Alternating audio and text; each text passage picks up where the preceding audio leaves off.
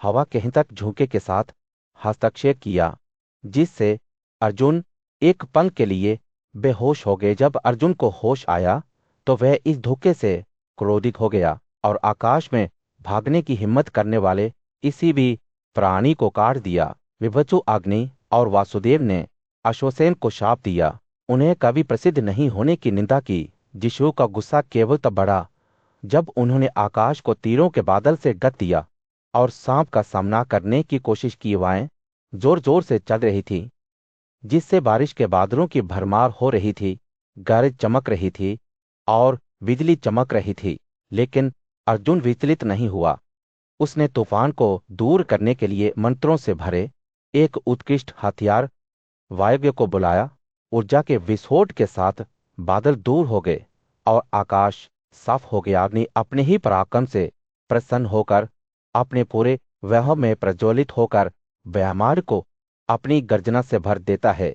गरुड़ जनजाति के पक्षी उत्कृष्ट पंखों के साथ कृष्ण और अर्जुन को अपने गड़गड़ाहट जैसे पंखों से मारने के लिए उत्सुक ऊपरी आकाश से उतरते हैं।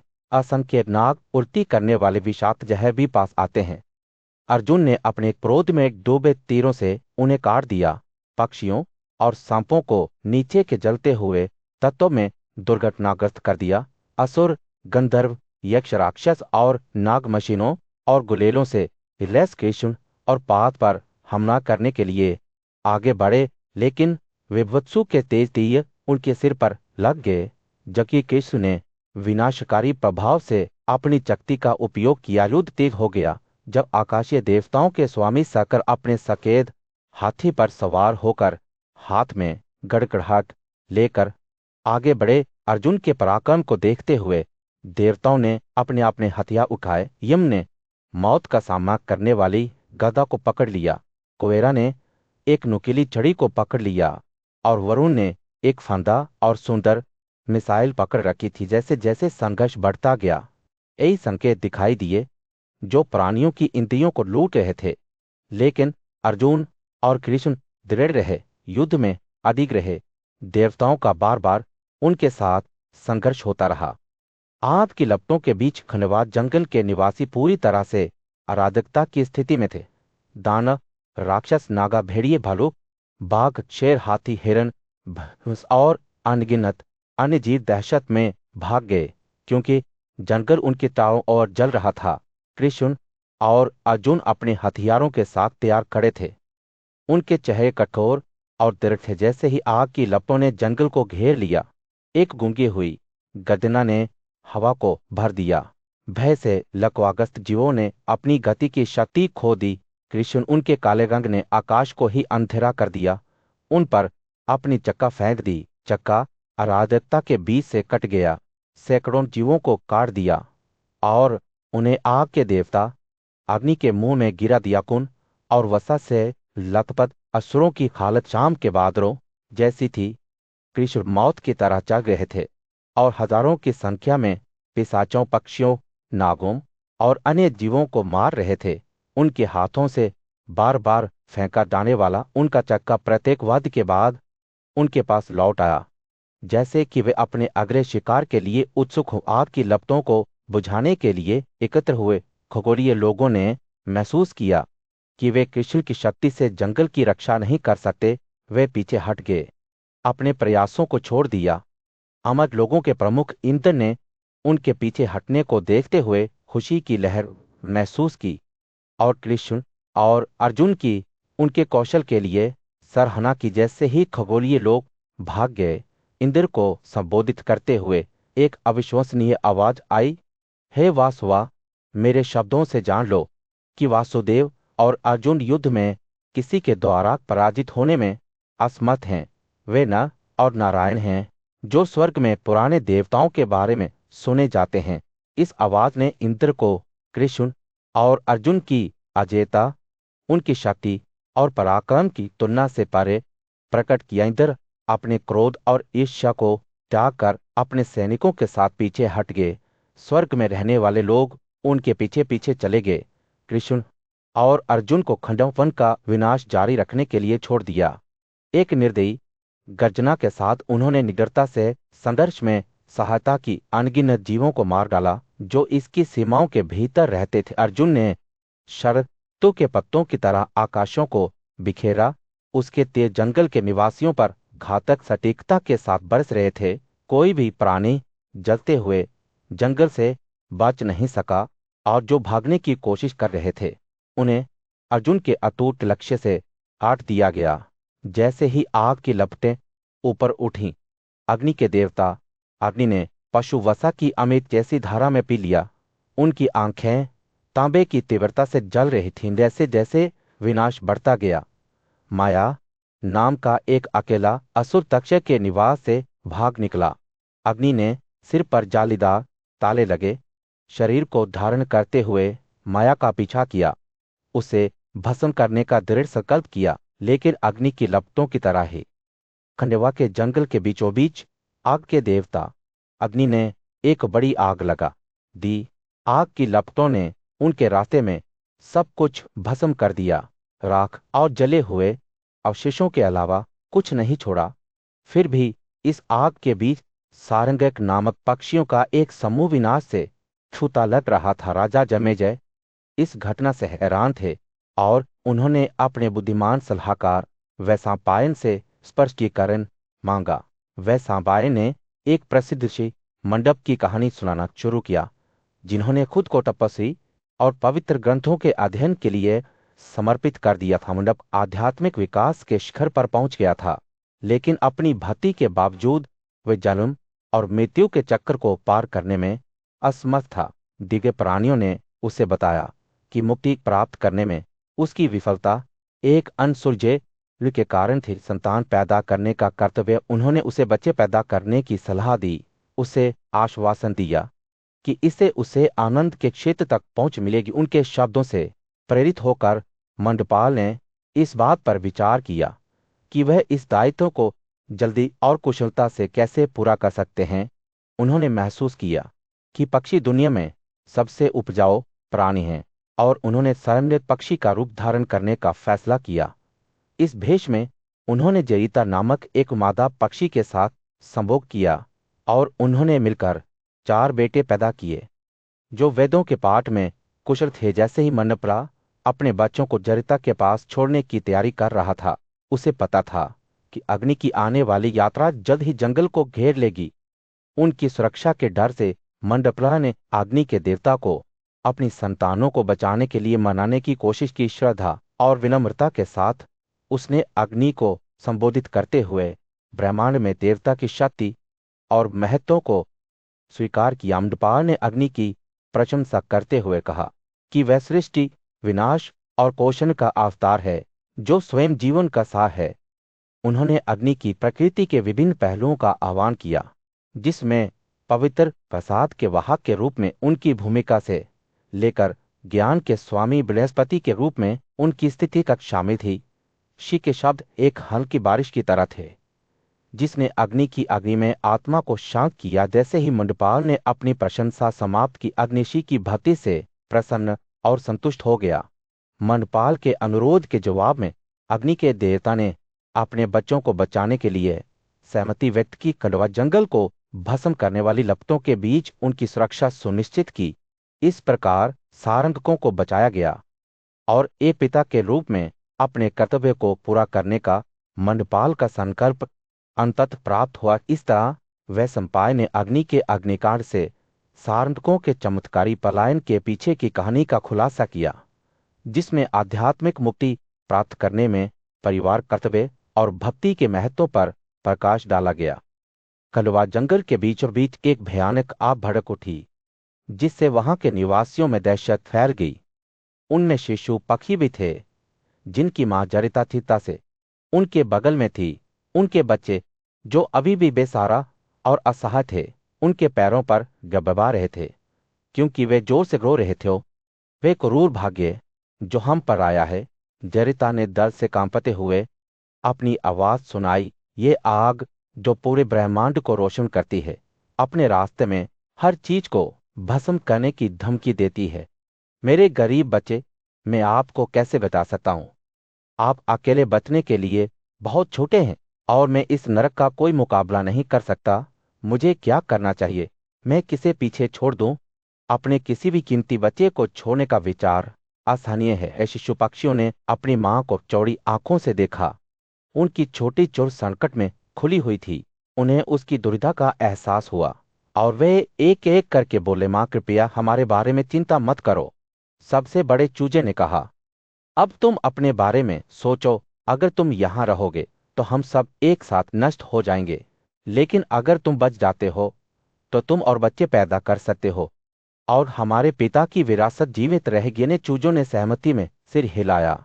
उनकी छोटी आवाजें अपने भाई के शब्दों को प्रतिध्वनित करने के लिए चिल्लाती रहीं। दरिता का दिल उसके बच्चों के शब्दों से टूट गया। वे जानती थी कि वे सही हैं। उनका कर्तव्य था कि वे अपने परिवार को जारी रखें, लेकिन वह उन्हें निश्चित मृत्यु तक कैसे छोड़ सकती थी? उसने अपने साथी के शब्दों पर विचार किया, जिसने अपने सबसे बड़े बेटे दरितारी को उनकी वंशावली को जारी रखने की जिम्मेदारी सौंपी थी। जैसे ही उसने सोचा, आशा की एक किरण दिखाई दी। पास ही में जमीन में एक छेद है, उसने कहा। उसकी आवाज दृढ़ संकल्प से भरी हुई थी। यह एक चूहे की है, लेकिन मैं उसके प्रवेश द्वार को धूल से ढक सकती हूं। जब तक आग नहीं बुझती तब तक तुम अंदर सुरक्षित रहोगी। फिर जब वह बाहर आ जाएगी, मैं वापस आकर तुम्हारे लिए रास्ता साफ कर दूंगी। चूजों ने एक दूसरे को अनिश्चित रूप से देखा। बिना पंखों या पंखों के वे किसी भी प्राणी के लिए असुरक्षित शिकार थे जो छेद में रह सकता था। लेकिन चूहे का क्या? उनमें से एक ने डर से कांपते हुए उनकी आवाज से पूछा, अगर हम अंदर गए तो ये हमें खा जाएगा? देवता की अभिव्यक्ति गंभीर हो गई। वे जानती थी कि उसके बच्चे सही थे। छेद एक दोधारी तलवार थी, लेकिन वह यह भी जानती थी कि खुले में रहने का मतलब आग की लपटों से निश्चित रूप से मौत है। चूजों ने अपनी मां की ओर देखा और एक एक करके वे बोले, हम जिंदा खाए जाने के बजाय आग में मरना पसंद करेंगे। उन्होंने कहा, उनकी आवाज दृढ़ संकल्प के साथ, यह एक महान मृत्यु है जिसे बुद्धिमानों द्वारा अनुमोदित किया गया है। अपने बच्चों के शब्दों को सुनकर जरिता का दिल गर्व से भर गया। वे जानती थी कि उसने उन्हें अच्छी तरह से सिखाया है अपने बारे में सोचना और खुद के बारे में सोचा। खंडवा के बीच में जरिता नाम की एक मां पक्षी अपने बच्चों के बगल में खड़ी थी। वह देख रही थी कि सुरक्षा के लिए जमीन में एक छेद में प्रवेश करना है या नहीं। बच्चे किचकिचा रहे थे, इस डर से कि अन्य जीव अंदर रह सकते हैं और उन्हें नुकसान पहुंचा सकते हैं। उन्होंने बताया कि मृत्यु अनिश्चित थी कि वे बाहर रहते हैं या नहीं, लेकिन निश्चित था कि वे छेद में प्रवेश करेंगे या नहीं। जरीता ने धैर्य से सुना। उसकी आंखें चिंता से भर गई। उसे उस दिन की घटनाएं याद आई जब एक बाज नीचे गिर गया था और उसी छेद से एक चूहा दे गया था। उसे याद आया कि उसने बाज पर आशीर्वाद दिया था। उसे अपने दुश्मन को दूर करने के लिए स्वर्ग में एक सुनहरे शरीर की कामना की थी। मां पक्षी के शब्द उसके बच्चों को आश्वस्त करने के लिए थे, लेकिन वे संदेह में रहे। मैंने इसे अपनी आंखों से देखा, चरिता ने कहा।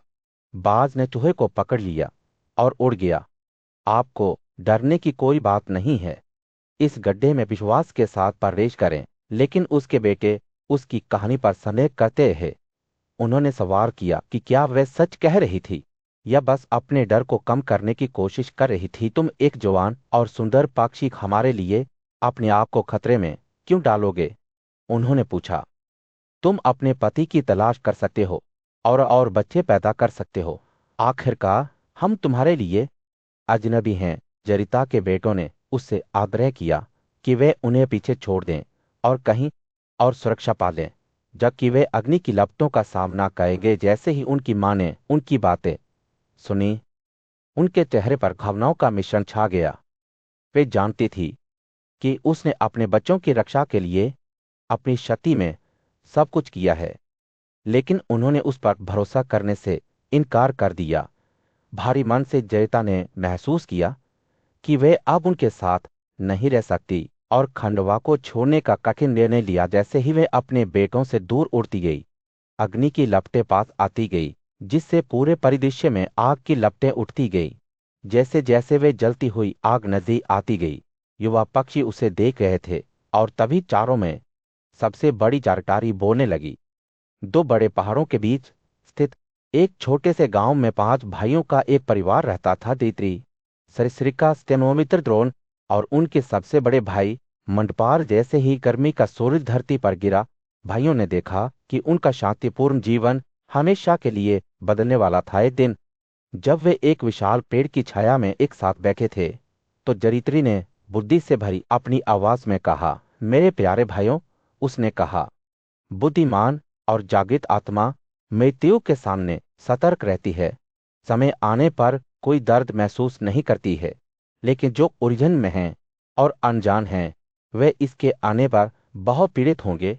उनके शब्द एक चुनौती की तरह हवा में लटक गए, जैसे कि हर भाई को अपनी मृत्यु पर विचार करने की हिम्मत हो। श्री का दूसरा सबसे बड़ा धीरे से मुस्कुराया, आप धैर्यवान और बुद्धिमान हैं जरित्री, उसने कहा।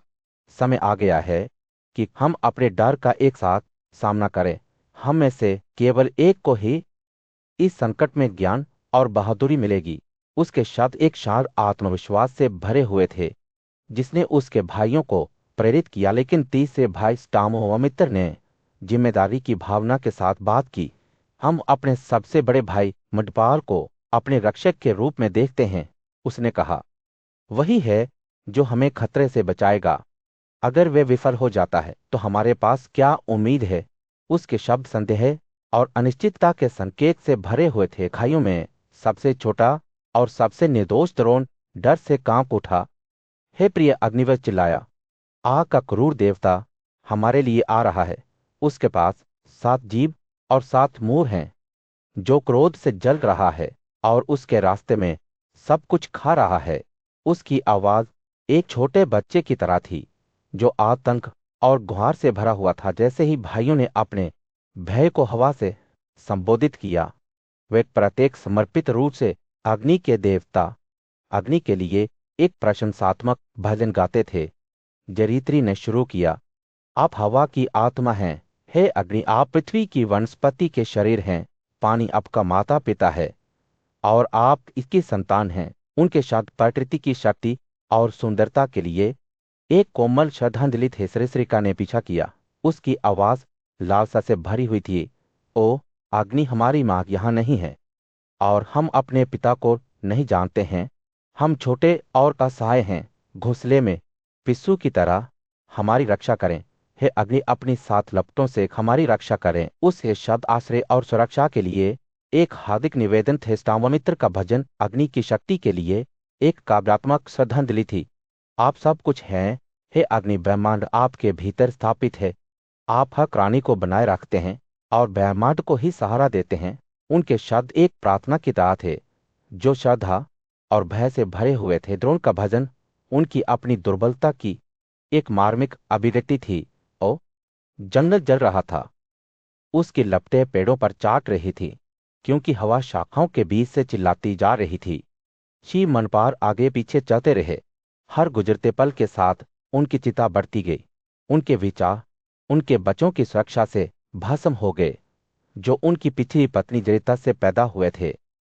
उन्होंने आग के देवता अग्नि से उनकी ओर से बात की थी, लेकिन अब उन्हें डर था कि उनके शब्द व्यर्थ हो सकते हैं। जैसे ही वह चल रहा था, मंडप का मन अपनी वर्तमान पत्नी लपिता की ओर मुड़ गया। वे अपने बच्चों की सुरक्षा के बारे में अपनी चिंताओं को साझा करते हुए शांत स्वर में उससे बात कर रहा था, लेकिन लपिता की प्रतिक्रिया ईर्ष्या और क्रोध से भरी हुई थी। उसने मंडप पर जरिता से विचलित होने का आरोप लगाया और कहा कि उसके लिए उसका प्यार कम हो रहा था। मंडप ने लपिता को आश्वस्त करने की कोशिश की, यह समझाते हुए कि वे केवल उनके भविष्य के बारे में एक साथ सोच रहा था, लेकिन वह विचलित नहीं होगी। आपका ध्यान विभाजित करने वाले 2 पक्ष हैं। उसने थूक दिया, जरिता के पास वापस जाओ, जिसके लिए आपका दिल अभी भी दुखी है। इन शब्दों के साथ लपिता ने मंडपाल को जंगल में अकेला छोड़ दिया और चली गई। इस बीच आग कम होने लगी थी और जरिता उस स्थान पर पहुंच गई थी जहां उसके बच्चे अपनी सौतेली मां लपिता के साथ रहते थे। उसे राहत देने के लिए उसने उन सभी को सुरक्षित और स्वस्थ पाया। हालांकि अग्नि परीक्षा से हिल गया। जैसे ही वह फिर से मिले, मंडप घटनास्थल पर पहुंचे, लेकिन उनके बेटे और उनकी मां ने उसे बहुत कम खुशी दिखाई। मंडपाल ने दरिद्रता से उसके बच्चों के बारे में पूछा और पूछा कि सबसे बड़ी और सबसे छोटी कौन है, लेकिन जवाब देने के बजाय जरिता ने उस पर लता के आकर्षण के लिए उसे छोड़ने का आरोप लगाते हुए उस पर हमला किया। उसके पास वापस जाओ, उसने थूक दिया। तुम मुझे एक बार पहले छोड़ चुके हो, लेकिन तुम खुश नहीं थे जहां तुम थे। मंडपाल ने खुद को समझाने की कोशिश की। जरिता और अरुंधति के बीच एक समानांतर रेखा खींचते हुए, जो पिछले जीवन में ईर्ष्या से पागल हो गई थी। उन्होंने चेतावनी दी कि महिलाएं विश्वासघाती हो सकती हैं, भले ही वे पत्नियां हों। लेकिन जरिता का गुस्सा शांत नहीं होगा। जैसे ही ऐसा लग रहा था कि स्थिति और अधिक तनावपूर्ण नहीं हो सकती, मंडप के बच्चे उनकी पूजा करने के लिए आगे आए और वे एक बार फिर उनके प्रति दयालुता से बात करने लगे। उन्होंने उन्हें पूरा आश्वासन दिया कि सब कुछ ठीक है, और धीरे धीरे लेकिन निश्चित रूप से शांति और सुलह का माहौल क्रोध और चोट के एक से बदने लगा। एक बड़ी आपदा के बीच मंडपाल ऊंचा खड़ा था। उसका दिल अपने परिवार की सुरक्षा की चिंता से भारी था। खंडवा का जंगल, जो कभी जीवन से भरा हुआ था, अब जल रहा था। उसके पेड़ और जीव अग्नि के देवता अग्नि की भयंकर जापटों से भस्म हो गए। जैसे ही ब्राह्मण निराशा से देख रहा था, उसे खुद अग्नि के शब्द याद आए, जिसने मंडपाल के परिवार को नुकसान से बचाने का वादा किया था। उम्मीद के साथ मंडप ने अपने बच्चों की ओर रुख किया। उनकी आंखें धैर्य से भरी हुई थीं, क्योंकि वे उनके सामने आग को देख रहे थे। मेरे बेटे, उसने कहा, भावनाओं से कांपते हुए। उसकी आवाज, मैंने आपकी ओर से अग्नि से बात की और उसने मुझे आपकी सुरक्षा का आश्वासन दिया है। उसकी शक्ति महान है, लेकिन आपकी मां का गुण और आपकी अपनी आंतरिक शक्ति भी है। मंडप के शब्द उनकी आत्माओं के लिए एक उमालन की तरह थे। उनके डर को शांत करते थे और उन्हें साहस से भर देते थे। जैसे ही आग की लपटें बढ़ती गई, उनके रास्ते में सब कुछ भस्म हो गया। मंडपाल को पता चल गया कि अब जाने का समय आ गया है। वे अपनी पत्नी और बेटों का हाथ पकड़ लिया और वे मिलकर विनाशकारी जंगल से बाहर निकल गए, जो अराधकता और विनाश को पीछे छोड़ गया, जो अग्नि ने उस पर फैला दिया था। वे दूर दूर तक यात्रा करते रहे, एक नए घर की तलाश में जहां वे फिर से शुरू कर सकें। इस बीच नरक के बीच अग्नि और भी मजबूत हो गया। उसकी शक्ति वसा और बज्जा की नदियों से बढ़ गई, जिससे वे उग्र भूख से निगल गया। जैसे ही आग की लपटें अपने चरम पर पहुंची, उसने अर्जुन के सामने खुद को प्रकट किया। उसकी आंखें क्रोध से डर रही थीं और उसकी आवाज आसमान में गरज रही थी। देवताओं का राजा पुरंदर आकाश से नीचे उतरा, जो उसके आकाशीय परिचारक मारुतों से घिरा हुआ था। पुरंदर ने भय से भरी आवाज में कहा, आपकी उपलब्धि ऐसी है जिसे कोई भगवान भी हासिल नहीं कर सकता। आपने वह किया है जो पहले किसी और ने नहीं किया है।